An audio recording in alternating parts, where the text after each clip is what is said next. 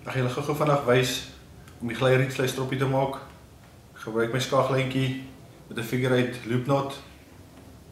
My stroppie gaan 220 mm wees. Ek het van 200 tot 250 afhangende van die hengelaar se keuse. My hoekies is snel 120 mm lank. Dus vat die eerste kraletjie, ry hom op jou skaglyn. Sit die eerste hoekie op. Sit nog 'n kraletjie op. Ek gebruik 'n mushroom sinker. Die hengelaar kan my mushroom sinker, 'n spring of 'n spoednik gebruik. Dis maar sy keuse. Ek opgly.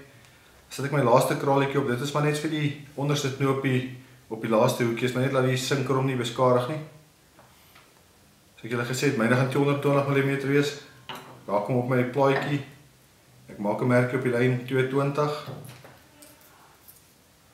Sit my laaste hoekie op. Ek gaan die improved clinch knot maak. So ek gaan 4 keer om die lyn draai. 1, 2, 3, 4. Druk hom deur die oogie.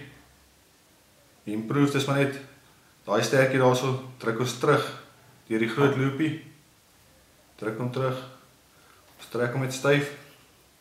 Maak hom net dat die lyn lekker kan gly. Trek af. Stop hom.